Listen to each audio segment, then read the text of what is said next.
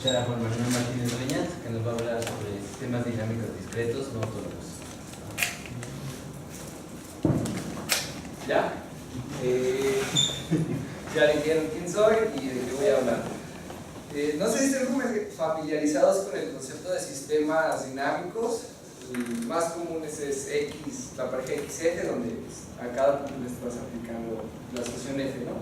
FF. Aquí lo único que cambia pues es que voy a tener una sucesión de funciones no necesariamente pues, iguales, y se definen las mismas cosas. O sea, se define la órbita de X como X, luego F de X, luego F1 compuesta con F2 de X, y así. Entonces estas cositas las vamos a denotar en esta parte, o sea, la composición desde F1 hasta Fn de X. ¿Sí? Entonces cuando nuestra función es la misma, pues se tiene el caso particular de que pues es nuestro sistema dinámico autónomo normal que conocemos. ¿Sí?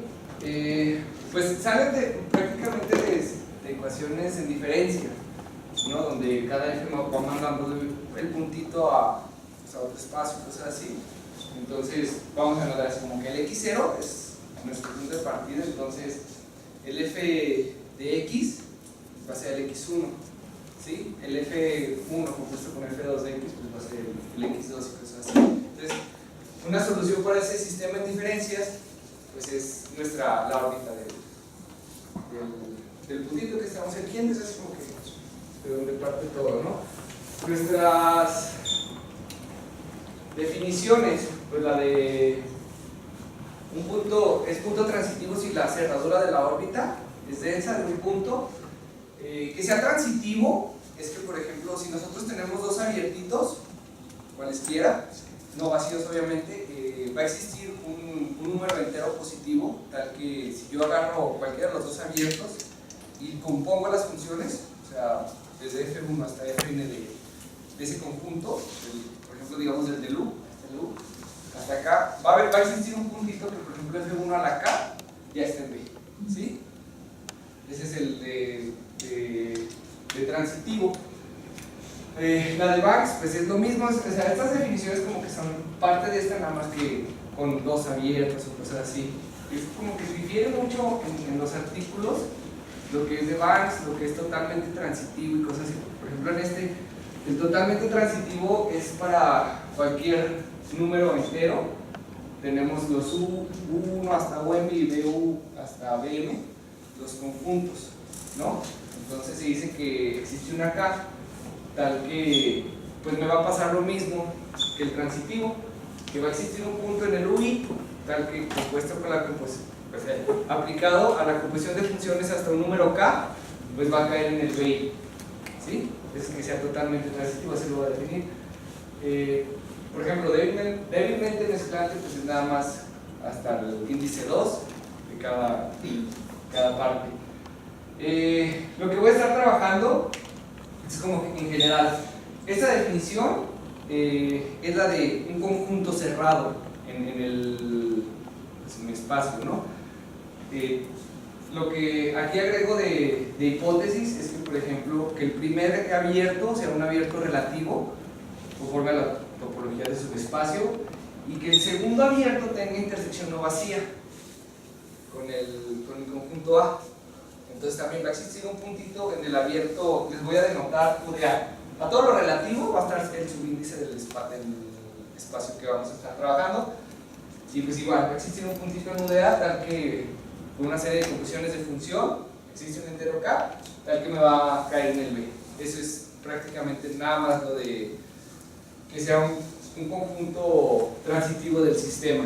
Obviamente estas aplicaciones, estas definiciones también aplican, ¿no? O sea, para un conjunto. Lo mismo va a pasar aquí, o sea que estos U1 y U2 serán abiertos relativos, y que B1 y B2 esos son abiertos del espacio total, pero con intersección no vacía con A. Entonces se vuelve a aplicar.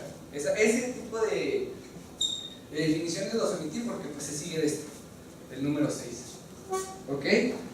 Un conjunto invariante pues es lo que nos imaginamos, que para toda n pues se queda dentro de nuestro conjunto, es un conjunto invariante.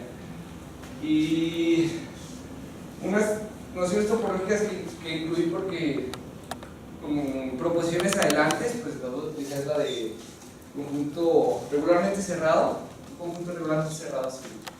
El interior del conjunto, y luego tomo la cerradura, va a ser igual al conjunto. Y pues denso es que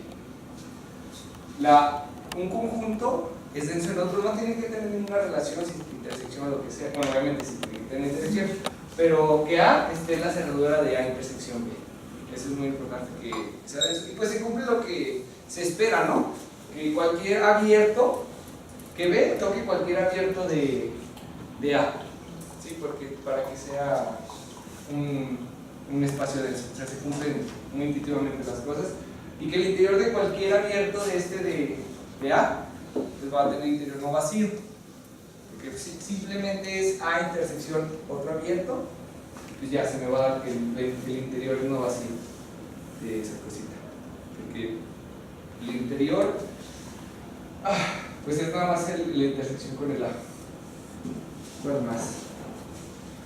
Una cosa que vamos a estar utilizando es esta proposición, que si tenemos dos conjuntos y una función, no estamos pidiendo nada que se contenga en nada, si f de A intersecta B, obviamente A en X y B en el espacio llegada o Y, aquí me fallé. Si f de A intersecta B, entonces la preimagen de B va a intersectar A. Eso es muy fácil de ver, o sea, nada más hay que ver las definiciones de preimagen y de imagen, cosas así.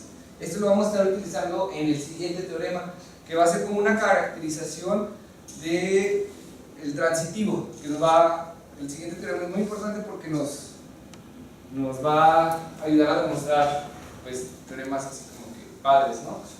Y pues las siguientes condiciones van a ser equivalentes, que A es un conjunto transitivo del sistema, ¿sí? Que otra vez tomamos los abiertos U de A, abierto de A y B abierto de X, entonces con intersección no vacía, entonces va a existir un K tal que la preimagen, esta composición, hay que recordar que es F1 compuesto con F2 hasta FK, la preimagen de V intersección U de A va a ser distinto del vacío, ¿sí? O sea que estamos cambiando la F de aquí a la preimagen, ¿sí? Eso es lo que es una caracterización padre esta. Y también pues otra vez que si V es un abierto no vacío del espacio total, con intersección no vacía con nuestro conjunto A, pues la unión sobre todos los naturales de la preimagen de esto va a ser denso en A. ¿Sí? La demostración de este teorema es así como que fácil, porque tenemos esto es de entrada, ¿sí? Entonces, por la proposición que veamos, la primera proposición de que si f de A intersecta B, entonces la preimagen de B va a intersectar a nuestro conjunto A. Aquí nuestro conjunto A es el U de A y este es B, entonces sale de manera inmediata esta parte, ¿sí? Entonces, como eso es para todo abierto relativo, lo que va a pasar pues es que se va a cumplir esta serie de igualdades y al final va a existir una K tal que intersecte a U de A para cualquier abierto relativo. Entonces eso ya me hace que la preimagen, la unión de las preimágenes, sobre todo los índices K, o sea, sobre todas las composiciones, pues sea denso en A, que es finalmente lo que queremos, ¿no? O sea, por definición que había, bueno, no por definición, por una de las explicaciones que habíamos dicho que un conjunto es, ¿cómo se llama? Denso en otro, si está en la cerradura, o que cada abierto relativo tiene intersección con nuestro conjunto. Bueno, pues ese es el tercero. Es que, ¿cuál había dicho el tercero?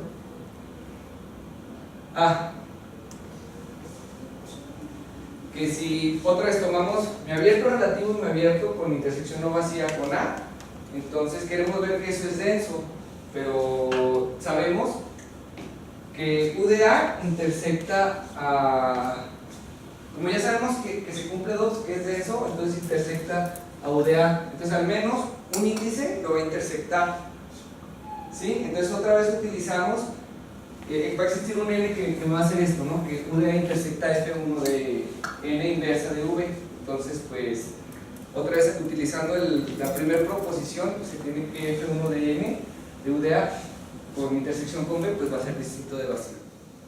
¿Sí? Entonces esta serie de equivalencias pues, me va a ser muy útil. Hay que recordar pues principalmente la 1. Ah, no, perdón, la 2. Este es como que me facilita a veces muchas cosas. ¿Qué otro? Un abierto, sea un conjunto abierto de X con intersección no vacía con A. Entonces este, si se cumple que es invariante, entonces eso va a ser denso. Entonces eso se cumple por nuestra proposición, por este. Dado que este es denso, y como se queda, entonces me va a ser denso el V. ¿Ok? Entonces lo que pasa es que si es otra de las partes, estas ya no son equivalencias, son nada más implicaciones aparte. Si es un conjunto cerrado invariante y este ha contenido en A, o es igual a A, o es un conjunto denso en ningún lado, o en ninguna parte, en A. Todo es relativo. Y si A es un conjunto regularmente cerrado, se tiene que, otra vez, el Fn de A, la unión sobre todo es denso en A. La demostración también es pues, prácticamente sencilla y elegante. Entonces, como para empezar, la preimagen, a ver, permítanme. Sí, como la preimagen de U se queda en U, entonces se tiene que toda la unión se va a quedar en U para toda N. Esto pasa para toda N. Entonces, pues ya U es denso por nuestra primera proposición. Y para probar el punto 2, lo que vamos a hacer es que vamos a considerar el caso en que E no está contenido completamente en A. ¿Sí? O sea, recordemos que dijimos o E es igual a A o E es denso en ningún lado. Entonces vamos a probar que si E es distinto de A, entonces E tiene que ser denso en ningún lado o en ninguna parte, o lo que es lo mismo, que su complemento sea denso. ¿Ok?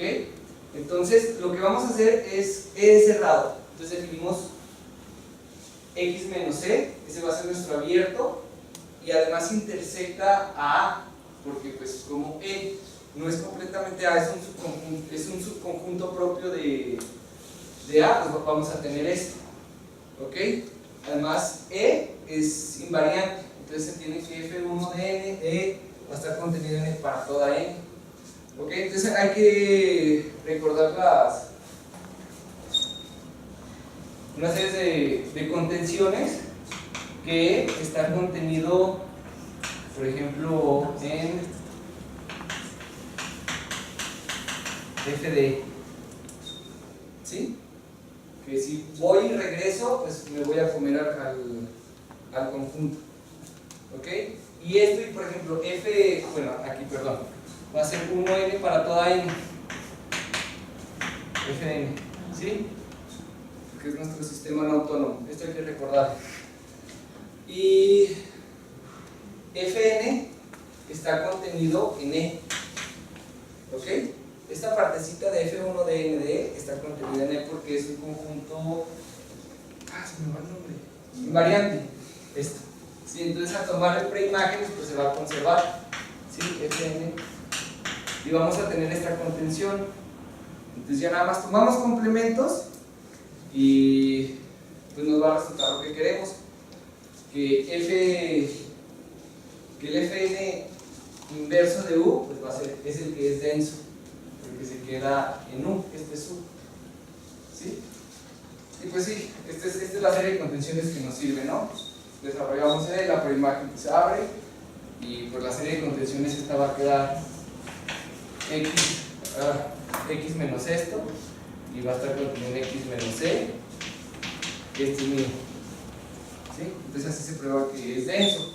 Entonces lo que probamos es que X menos E es denso, entonces el complemento que es E es denso en ningún lado. La tercera condición, no creo que dice la tercera condición. Que si A es un conjunto regularmente cerrado, la unión de las imágenes de F1 en N de A es denso en A. Hay que recordar que aquí lo que nos va a servir es que la implicación de regularidad, de que cualquier conjunto relativo de A abierto tiene interior no vacío. Eso es lo que nos va a hacer. Esa es la nota que vimos. El interior de U de A es distinto del vacío. Entonces, como el interior de U de un abierto relativo es distinto al vacío, entonces también lo va a hacer el del interior de A, ¿no? Entonces ahí aplicamos que es un conjunto transitivo y va a existir una K tal que me intersecta el interior de A, la expresión F1 de K, al interior de U de A. Sí, entonces si eso intersecta, pues me va a también intersectar A intersección U de A. Eso es para cualquier abierto relativo de A. Pues ya, lo que tenemos es que F1 N de A, la unión, pues va a ser denso. ¿Ok? Hasta ahí un poquito más claro. Lo único que he estado haciendo es como que utilizar pequeñas implicaciones pues para más o menos ver cómo se comporta la imagen de las composiciones o la preimagen sobre los conjuntos. Ahorita nada más he hablado de conjuntos transitivos. Pues estas proposiciones vienen como que muy intuitivas, ¿no? Que sea un conjunto cerrado invariante, no vacío de X, entonces A es un conjunto transitivo de X y solo si A en su propio derecho como su espacio es topológicamente transitivo. Eso es muy fácil de ver porque pues si A es invariante, las Fs se me van a quedar en A y pues voy a poder restringir y aparte es un conjunto transitivo, entonces va a existir una K que me va a intersectar a cualquier abierto. Aquí ya van a ser abiertos relativos los dos, porque es topológicamente, entonces ya es como en su propio derecho, no como su conjunto. Son como que muy intuitivas esas dos proposiciones. La que escrito en un autónomo transitivo es un conjunto regularmente cerrado, entonces es un conjunto transitivo. Esta se utiliza fuertemente el hecho de que cada conjunto abierto relativo del espacio pues tiene interior no vacío, para probar que este es un conjunto transitivo, para aplicar el F de K y que tenga intersección no vacía. Aquí, esta definición, bueno, ya más o menos sabemos cómo se comporta la transitividad en subespacios, ¿no? Esto, casi todo lo que hice, se puede aplicar sin problemas a sistemas autónomos. Porque si ya no hemos estado usando así como que ninguna cosa de la sucesión de mis Fs. Si sigo teniendo la constancia, la sucesión constante de funciones, todo va a ser igual. Pero ahora, por ejemplo, lo que nos preguntamos es que, ¿qué pasa si, por ejemplo, pues yo tengo dos espacios, ¿no? Y una función h? ¿Sí? Tal que, por ejemplo, aquí están mis Fs, cis, y aquí tengo unas G cis. ¿Sí? Pues aquí va al mismo espacio X. Perdón. Pues aquí está otra vez H.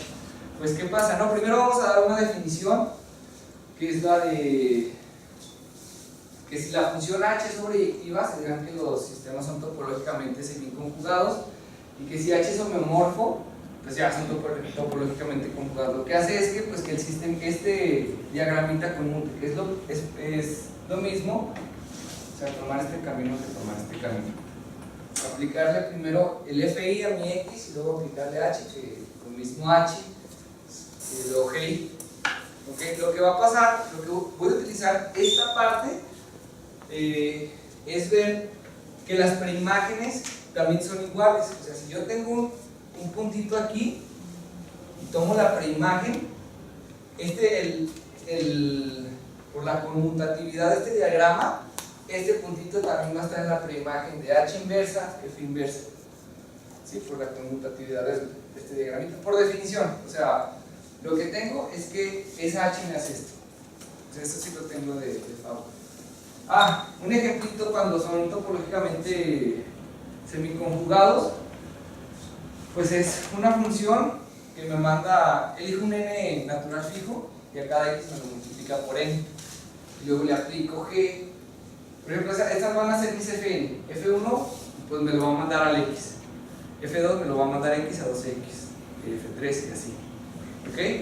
El GN me lo manda al círculo, el EI teta me lo va a mandar ahí en teta.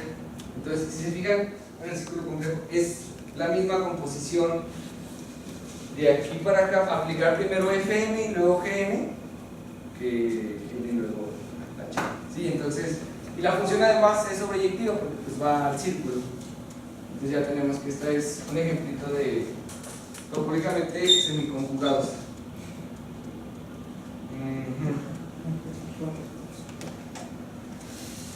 ¿Qué más? Dice que tenemos una función, dos conjuntos que son con una función semiconjugada, o sea que nada más es sobreyectiva, no es un homeomorfismo. Y queremos ver que si es un conjunto cerrado, no vacío, y su imagen también es cerrada y no vacío del espacio de llegada, entonces A es transitivo. Entonces lo que nos va a implicar es que H de A también es un conjunto transitivo de nuestro otro espacio. Y pues ya esto sale igual. Si tenemos esta demostración, esto sale igual porque son para dos conjuntos, tres conjuntos. Nada más es ahí ver cómo bien van los índices, pero pues esta es la demostración importante. Y eso es lo que voy a hacer. Primero, pues lo que quiero ver es que H de A es un conjunto transitivo. O sea que para cualquier abierto relativo de ahí y cualquier otro abierto del espacio Y con intersección no vacía con H de A, pues va a existir un K tal que me haga pues, la definición o la equivalencia ¿cómo se llama? Pues de transitividad. O sea, por ejemplo, un B H de A, este es un abierto relativo, y otro, digamos, un U, que este pues, es el tau de Y, va a existir una K, digamos, que bien, o que uno de K de BH de A, intersección U, sea distinto del vacío, o su equivalente, que es la que vamos a utilizar, que BH de A, intersección G1 de K, la preimagen de U, pues sea distinto del vacío. ¿Ok? Y pues eso, justo voy a utilizar esta, que es de equivalencia, y voy a utilizar que las preimágenes, el conjunto de preimágenes de ese diagrama, pues tiene que ser igual. Entonces, pues aquí, tomamos a mi BH de A, el abierto relativo, el U, el conjunto abierto de Y con intersección no vacía con H de A, eso es por definición. Y pues queremos ver esto. Esto es nuestro por demostrar. ¿Sí? Entonces lo que vamos a notar primero es que la preimagen de este abiertito es abierta. Sí, es abierto en A. Y no vacío. No vacío, ¿por qué? Porque entonces tenemos una serie de igualdades, ¿no? Que A intersección H inversa del abierto relativo, pues se abre, ¿no? Por definición va a existir un B abierto en Y, tal que el BH de A es esto, ¿sí? Y entonces la preimagen abre y pues esto es A intersección H inversa de V. H es continua, entonces la preimagen va a ser continua. Entonces esto ya me dice que este es un abierto de A relativo, ¿sí? Por definición, porque estoy intersectando un abierto con A, ¿sí? Y pues ¿qué es no vacío? Porque tengo esto, que H de A de B, recordamos que B está en Y, es un abierto no vacío, ¿sí? Entonces por la proposición una otra vez, la H inversa de B intersección A es no vacío, ¿ok? Por la proposición 1. Entonces ya vimos que es un no vacío. De igual manera para U, ¿sí? U intersección H de A es distinto del vacío. Por la proposición 1 otra vez, H inversa de U intersección A, pues es no vacío. Entonces ya tengo mis dos abiertos que me cumplen para jalar la definición de transitividad. Entonces lo que quiero ver, ahora sí, sé que A es un conjunto transitivo. Entonces va a existir una K tal que me cumple esto. Que la preimagen de este abierto intersección A, que es el abierto, intersección la preimagen A, ya, sin intersección la preimagen del K. Estoy utilizando esta parte. Tengo lo que tengo es, como ya es transitivo, estoy utilizando la proposición de que, por ejemplo, un abiertos, letras, ¿ok? Sí, ¿no? Un abierto G y otro abierto G'.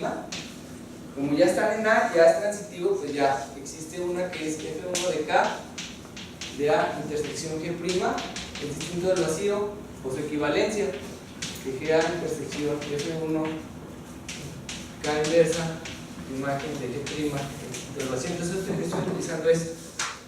¿Para qué? Pues para poder utilizar la igualdad de las imágenes de aquí el diagrama. Y eso es lo que hago, justamente.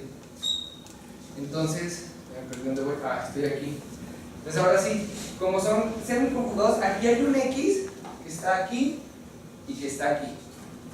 ¿Sí? Entonces, lo que estoy diciendo en esta igualdad, pues es que las preimágenes son iguales. Esto que estoy diciendo. Un puntito de la preimagen de este puntito Y, está también la preimagen de acá. ¿Qué más? Ok, entonces si se fijan, aquí estamos intersectando A en las dos partes, entonces podemos sacarla de la intersección. Aquí se intersecciona, intersección. Y ya, pues el X va a estar aquí, ¿no? En el U, F1K inversa. ¿Sí? En el H inversa, F1K inversa. O sea, aquí está, aquí. Aquí está el X, en este caminito. Pues entonces el X por igualdad va a estar en K inversa H, ¿sí? Pues es lo que estoy diciendo aquí. X está en el H inversa K inversa de U. Y pues también está en la preimagen esta. Pues va a estar en la preimagen de aquí. Si ya lo único que hago es aplicar H a ese puntito X. Para que ya esté aquí, le aplico H, o sea, otra de las cositas, no sabemos si nuestra función es sobreyectiva o no, pero lo que sabemos es que, por ejemplo, que si yo tengo una G que B contiene inversa por G de B, ¿sí? Entonces, si regreso y luego le vuelvo a aplicar H, pues va a estar contenido en esta parte, ¿sí? Y si le aplico H, pues va a estar contenido en B de H de A. Y es lo que queríamos.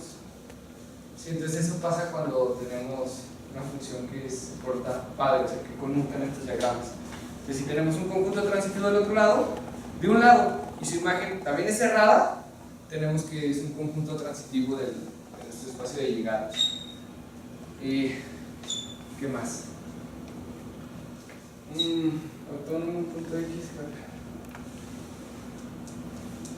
Nuestra definición. Ok. Lo que quiero llegar aquí, o lo que intento llegar, este es como mi trabajo de tesis, entonces apenas voy ahí viendo qué onda. Lo que quiero llegar es a caos, a la definición, o una extensión de caos en el sentido de Baney, no sé, pero en sistemas no autónomos, que, o sea, que no es la misma. Entonces, pero tengo que pedir a veces como que muchas restricciones pues a mis puntos o a mis definiciones. Porque, por ejemplo, en un sistema autónomo, pues un punto periódico es que existe una K, tal que su composición ya regresó al punto. ¿Sí? Entonces, y si le aplico F, pues no importa porque es la misma F, ¿no? Entonces es como que paz. Pero aquí no, aquí sí lo restringo y pido lo mismo. Esta partecita lo que me está diciendo es que, por ejemplo, si yo tengo algo rápido, por ejemplo, 3 periódico, es que, por ejemplo, F1 de 3 de X, pues ya me da X, ¿no? Pero ya lo que sigue, ya no es la conclusión con F4, ya F5 y F6, y otra vez, si le aplico esto, me va a dar el X. Entonces es como que una restricción muy grande lo que le estoy pidiendo, pero pues es lo que me funciona. Para mi definición de periodicidad, el periodo primo es cuando el menor entero que me hace que la definición de periódico, eso no lo dice esta parte, se llama K, periodo primo, K se le llama periodo primo si F1 de Y de X es distinto de X para un Y menor que K.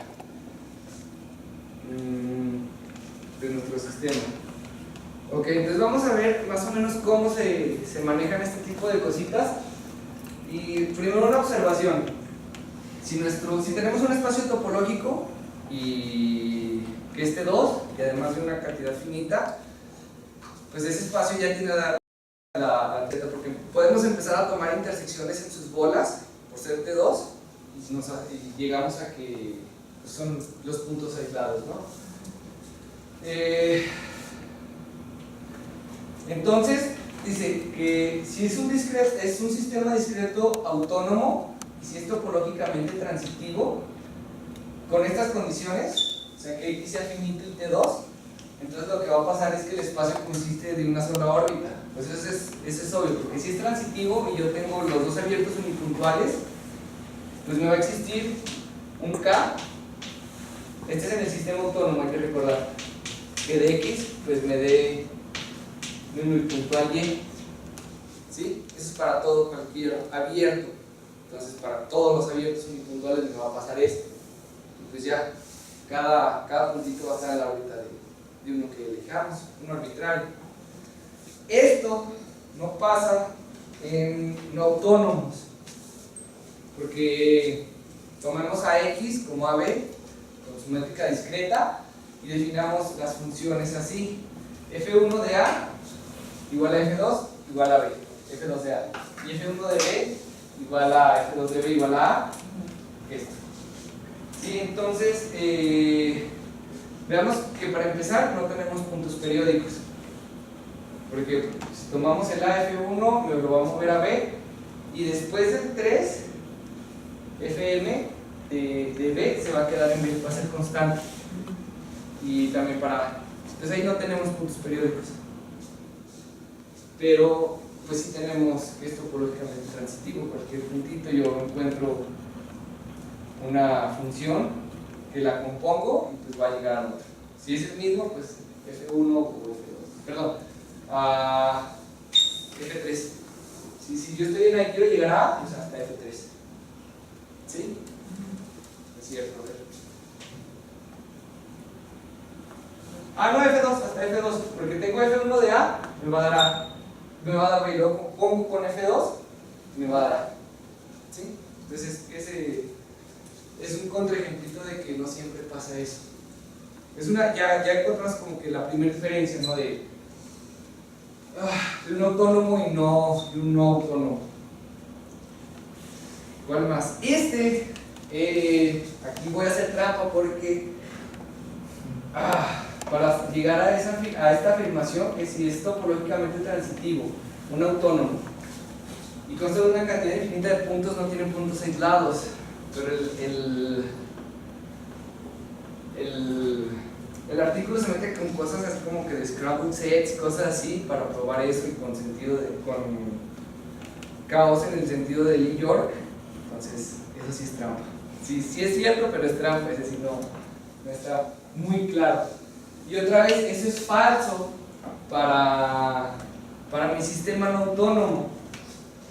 Me considero eso, mi X, el 0, 1, unión 2, con su métrica inducida y su espacio de R.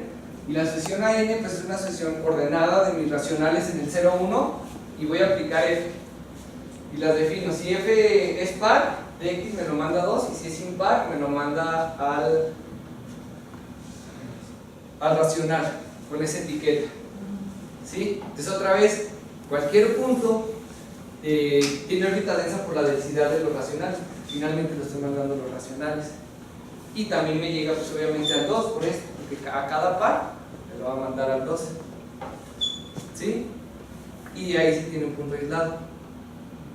Entonces así como que no se están comportando, pues sí, se están comportando como se esperaba, no se están comportando como los sistemas autónomos. Por eso pues es interesante, ¿no? Si fueran iguales, pues no tendría caso este tipo de estudio.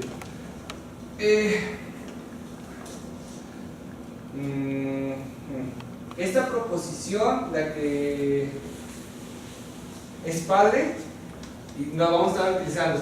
Tenemos un conjunto no autónomo, un sistema discreto no autónomo que consta de un número infinito de puntos, y el conjunto de este P denota los puntos periódicos en el sistema. Entonces A no contiene puntos aislados. La demostración es por contradicción, suponemos que existe un punto aislado, pero como esto es denso, pues mi punto que yo elegí pues va a ser un periódico, ¿no? Entonces me elijo un U. ¿Dónde estoy? Un punto de periódicos. Aquí es periódico. Entonces elegimos un punto, como A es infinito, elegimos un punto fuera de su órbita, porque recordemos que es periódico, entonces tiene un N, es infinito, se va a regresar. Entonces elegimos uno fuera y definimos nuestra delta, la distancia de Y a la órbita de X, y simplemente lo que vamos a hacer es definir los abiertos, que pues no existe ninguno. Lo partimos entre 3 a nuestra bola de radio delta, para que pues ninguna iteración de este X. Recordemos que esta bola es solamente X, y pues ya no va a existir, y contradice el hecho de que es transitivo. ¿Ok?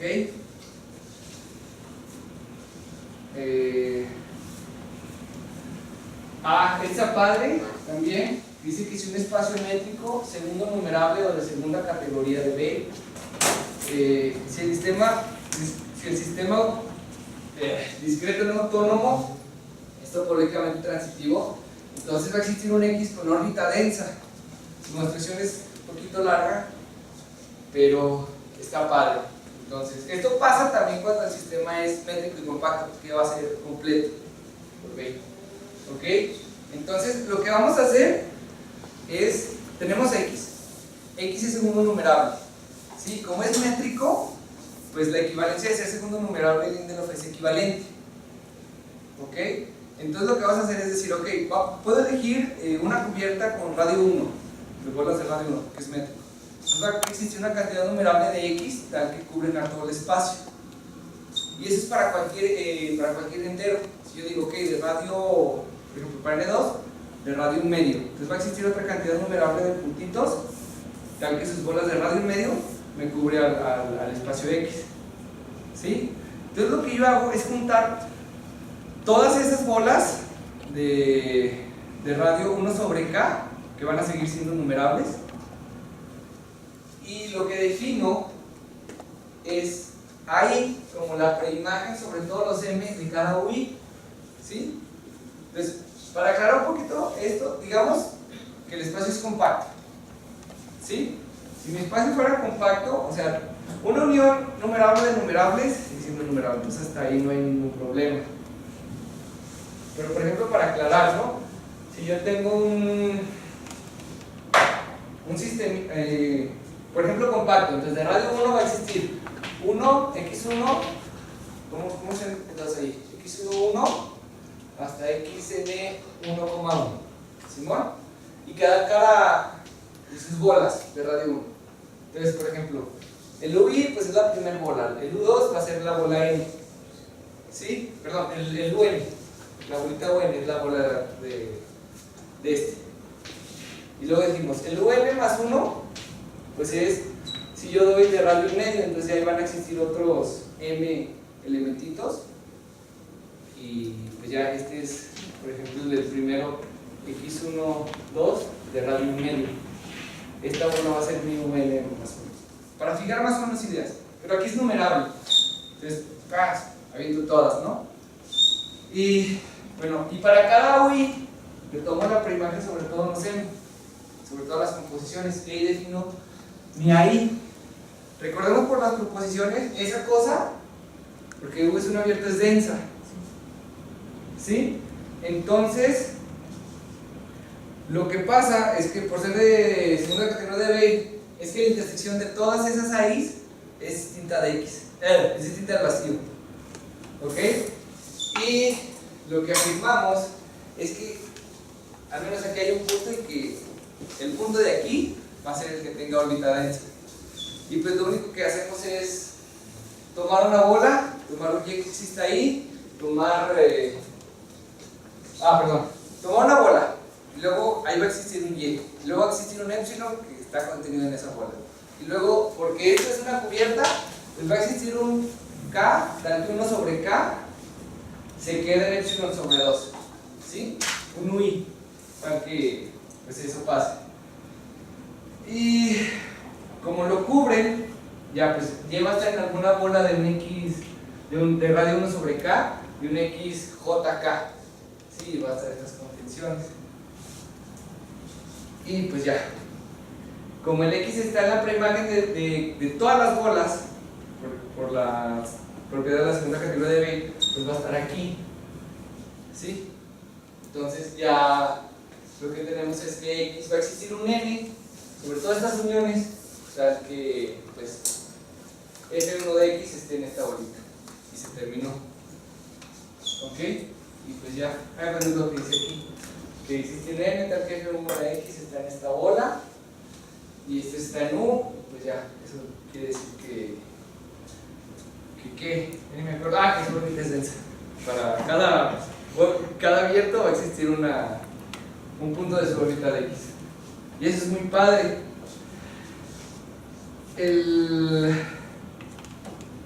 ¿Este qué es? La tienda. Ok, hay que ver que es como que muy necesario eso, las hipótesis, porque si yo nada más digo, ok, R con la métrica euclidiana, R es de segunda categoría, no sé. Bueno, aquí lo que pasa es que tomamos a G, no es segundo, no sé. ¿No es? Ok, como que este ejemplo ejemplifica que las hipótesis son muy necesarias. Porque tomamos la función tienda pues va del 0,1 al 0,1. Tal que en un medio se alcanza el 1. ¿Sí? Entonces, hay que ver que en autónomos se sabe que incluso. ¿Dónde está? Esa es la proposición. Aquí está, este teorema. Que la función tienda se llama. No me acuerdo cómo se llaman estas funciones. Tal que un intervalo compuesto me cubre todo el espacio. Sí, eso cumple la función tienda en sistemas dinámicos autónomos. Entonces, esto es un teoremita que se utiliza. Entonces, exacta. Sí, exacto. Es el nombre de esta función. Que un intervalo cerrado muchas veces me va a cubrir todo el espacio. Entonces, la función tienda en sistemas autónomos es exacta. ¿Ok? Entonces, por lo tanto, va a ser transitiva, ¿no? Porque si yo me tomo cualquiera de los abiertos, lo itero, pum, pum, pum, pum, y pues ya como cubre todo, pues me va a tocar al otro abierto. Entonces, eso es que sea transitiva. Pero no contiene órbitas densas, porque si yo me tomo a X como el conjunto de todas las órbitas periódicas son finitas. ¿Sí? Entonces, pues no, ninguna órbita va a ser densa porque pues, la no numerabilidad del 0,1. ¿Ok? Pues sí, es muy necesario que las hipótesis del teorema anterior, es el teorema que utilicé. Y aquí otro. Este ejemplo también es como que muy tramposo porque tengo un espacio con una órbita densa, pero el espacio no es transitivo. ¿Sí? Me voy a tomar el espacio, pues el 0,1, otra vez con la métrica con la topología de subespacio. Mi espacio es el 0,1 sobre n, como subespacio del 0,1. Entonces lo que me fijo es que la órbita densa del 1, definido esta función, o sea, me lo va a mandar f de 1 sobre n, me lo manda al 1 sobre n más 1. ¿Sí? Entonces, ese es en autónomos. Mi función, perdón, la órbita del 1 es densa en el espacio. ¿Ok? Pero no es ¿cómo se llama? No es transitiva, porque si yo elijo al 1 y al 1 medio, pues no. Parece que puedo así como que etiquetar como yo quiero los dos abiertos, U y V, y va a existir un N, pero pues no es cierto. O sea, para esta elección no va a existir ningún N tal que me lo manda el 1 por la función de F. ¿Ok? Ok, ya. Bueno, esta es la definición de... ya me acordé. Lo que les iba a platicar es que si el sistema autónomo no tiene puntos aislados y tiene uno con órbita densa, si es... ¿10 minutos? Ok, si es transitivo, pero en el autónomo, en el no autónomo, ahí me atoré, no supe bien qué onda. Se los explico rápido porque sí pasa. Porque si yo tengo dos abiertitos y con un punto de órbita densa, tengo mis dos abiertos, pum, y tengo un X con órbita densa, puntos no aislados, entonces como es puntos no aislados simétrico, esos abiertos son infinitos. ¿Ok? Y aquí va a existir un K, tal que f K de X, pues va a estar aquí en este, digamos, U, y este es V. ¿Sí? Entonces a este V, si es el caso, le quito todos los anteriores, el F1 al B, le quito el F1 I de X, de igual a 1 hasta acá menos 1. ¿Sí? Se los quito y sigue siendo abierto, simplemente porque estos son cerrados y infinitos, y pues ya, así aseguro que pues sí va a existir si le sigo aplicando acá, va a existir un M, tal que FM de X, pues ya va a estar en V. Sí, pero y esta M pues es mayor que K, y ya tengo pues el F, vamos a llamarle S, ¿no? A S igual a M menos K. Entonces Fs de este puntito pues ya me va a quedar aquí por definición, por la existencia de este M. Pero en autónomos, porque en no autónomos le tendría que aplicar el F1 para que funcionara. Aquí porque es la misma F, entonces no va a funcionar, que siga caminando el punto. Y está en su órbita, pero no autónomos no, porque ya no para que funcionara, pues tendría el F1K, aquí ya seguiría el F1K más 1, y este ya es distinta, y ya no sé a dónde me lo manda. Y yo lo que quisiera es que pues compuesta con F1, compuesta hasta S más K, que es el M, pues quedará en B, pero eso no es cierto. Y, ok, vamos a definir caos en el sentido de Van Eyck. Un sistema dinámico autónomo se dice caótico en el sentido de Van Eyck, se cumple esto. Que es topológicamente transitivo, que el conjunto de puntos periódicos es denso en X, y que el sistema tenga dependencia sensitiva a condiciones iniciales. Eso es caótico en el sentido de Van Eyck.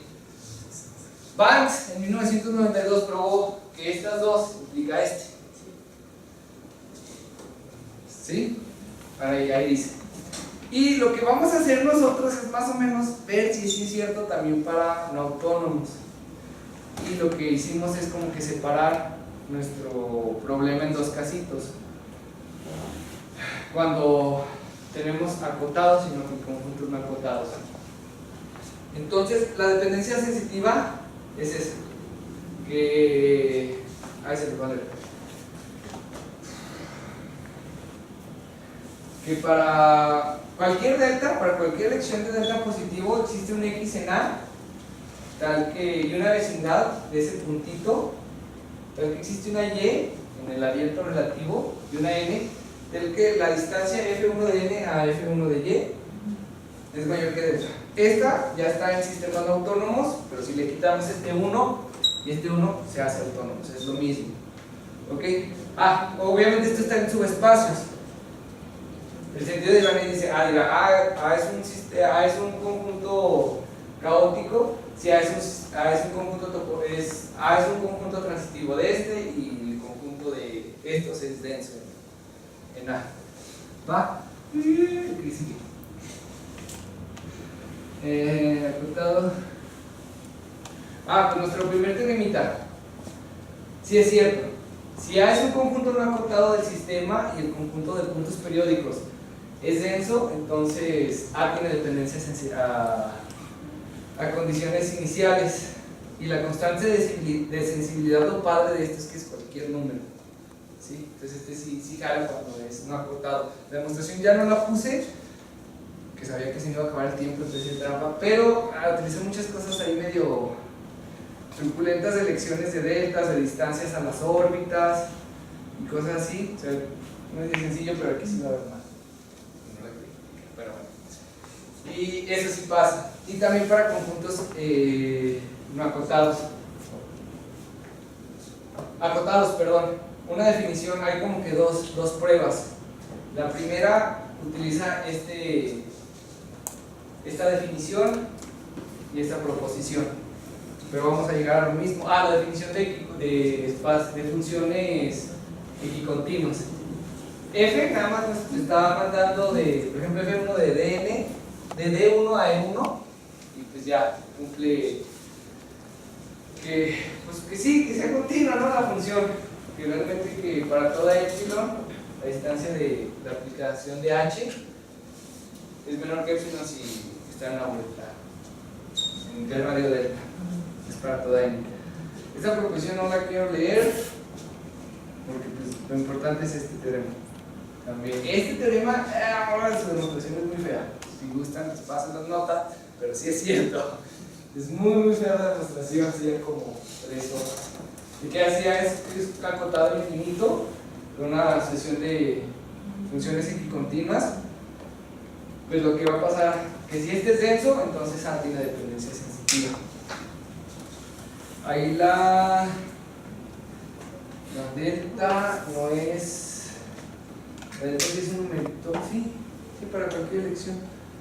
Sí, cierto. Y el último teorema también, que si es un conjunto acotado con una cantidad infinita de elementos, igual otra vez la transitividad, y que este Pn son los P sub n son los puntos con órbita con índice, ¿cómo lo definí? O sea, pues que F1 de K de X es X, o sea que son periódicos de orden K, pero con K estricto que N. Si este conjuntito de puntos es denso, también A va a tener dependencia sensitiva a condiciones iniciales. Esa es la demostración. Y creo que terminé. No, no termino. ¿Por qué no?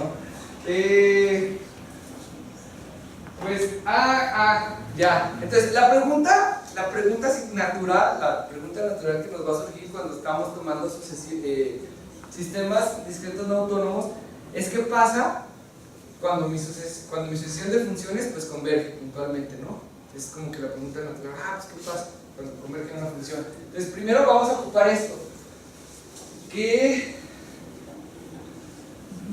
pasa esto? Que F1 de I es igual a Fi de X, ¿ok? Donde F es la función donde convergen mi sucesión de funciones, ¿sí? O sea que realmente lo que dice que F1 compuesto con Fi de X es igual a F y veces de X, ¿sí? Eso es lo que pasa en las de estas. Y la demostración pues es muy fácil porque son periódicos, ¿sí? En puntos periódicos, ¿sí? Sí, en puntos K periódicos. En general no, solamente en puntos K periódicos. Eso pasa. Lo que vamos a hacer es F1 más I, como es K periódico, pues no afecta si le agrego el NK para cualquier K. Esta es donde la restricción sota que le pusimos a los K periódicos. Y pues ya FNK más I es esto, la función que sigue es esa. Y pues NK más I es F1 de I para todo I. ¿Ok? Entonces, como A es invariante, pues se va a quedar en A. Y FNK más I va a tender a F cuando N tiende a infinito.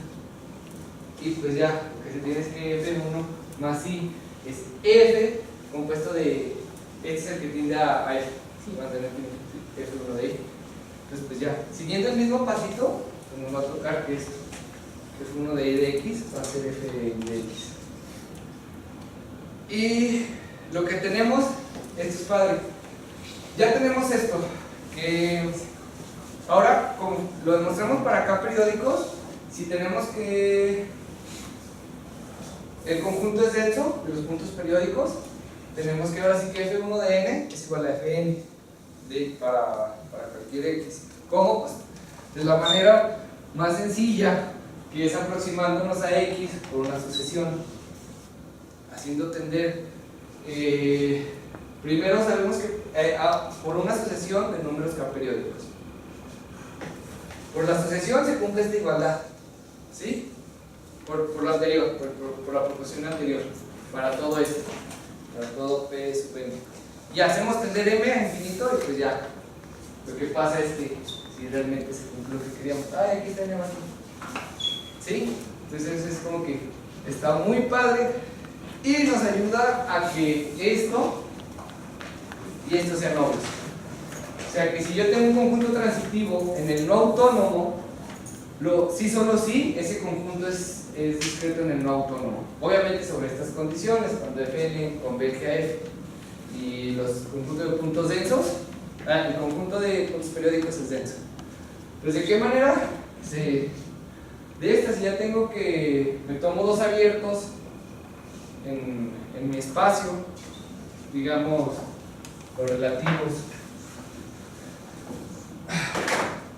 ¿cómo se llama?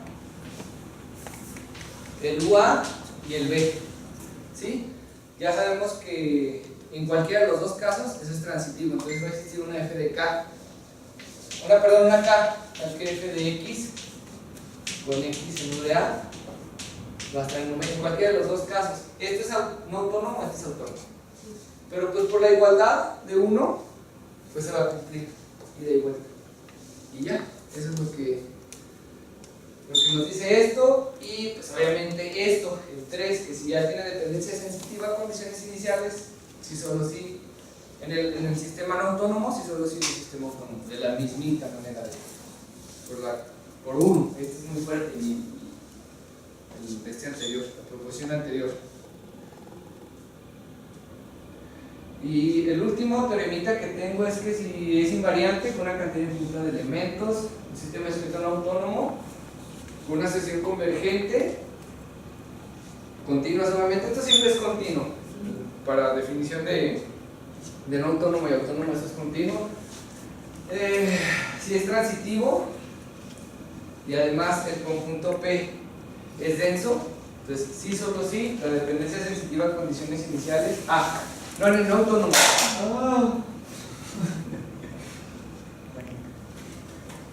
En el no autónomo, esto pasa en el no autónomo. Se tiene la implicación del sistema de Devaney, ¿sí? Que si es transitivo y este es denso, tiene dependencia sensitiva. Pues ¿de qué manera? Pues por el inciso 2 de la proposición anterior, también es transitivo en el autónomo, ¿sí? Y también por la 3 se tiene que, si solo si tiene dependencia sensitiva, y estos pues van a ser densos en A también, y ya se da lo que queríamos, la caoticidad. No sé si está bien mal dicho eso, pero bueno, que sea caótico. Y lo puse en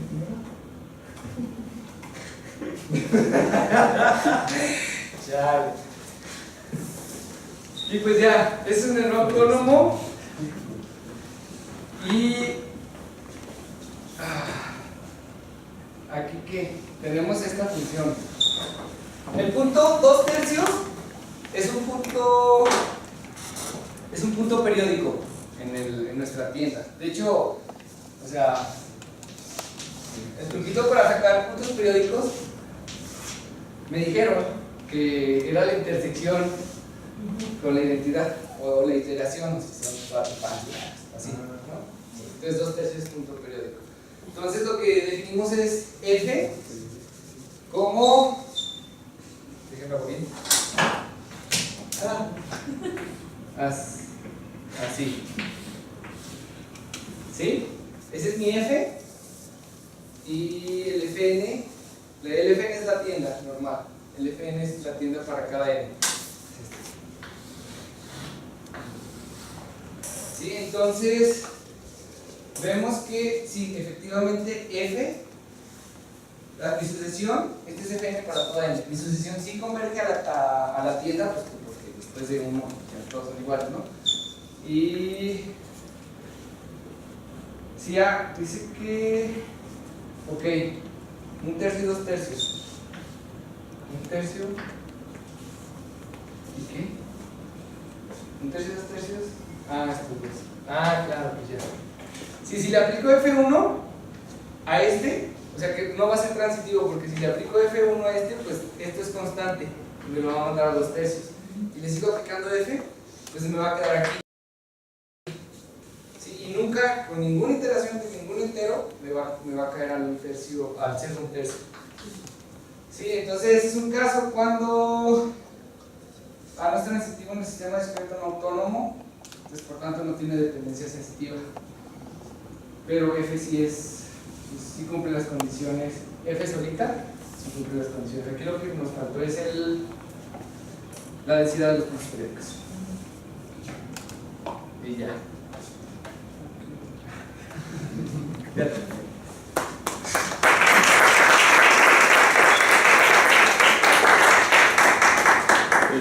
¿Tienen alguna pregunta? Eduardo. O sea, esta definición de sistemas no autónomos, como viste ya varios ejemplos, pues sí hay sistemas no autónomos que no son equivalentes con esa definición de morfismo de sistemas a un sistema autónomo, pero ¿hay algún teorema o algún resultado para alguna clase en la que se puede probar que un sistema no autónomo sí es equivalente a uno autónomo? Digo, para no andar estudiando cosas extras que ya se había salido. No, he estudiado hasta ahorita, no he visto algo así como. Me imagino que no, porque pues, si no, ¿para qué se estaban definiendo esto? No, bueno, igual si hay, o sea, por ejemplo, tenías una proposición que decía que en un espacio finito, se cumplía alguna propiedad acerca de la dinámica con autónomos. Pues, ¿qué tal y tienes un sistema no autónomo que sí satisface la conclusión de ese teorema? Se podrá probar que realmente es equivalente a uno de esos cosas así. Sí. O sea, más bien De ese tipo. bueno, nada más. Sí, es una pregunta que suena, Sí. no es tan sencilla de atacar en un principio, ¿no? Pero suena interesante. Sí. Pero sí. ¿Alguna otra pregunta? ¿No? Bueno, pues agradecemos nuevamente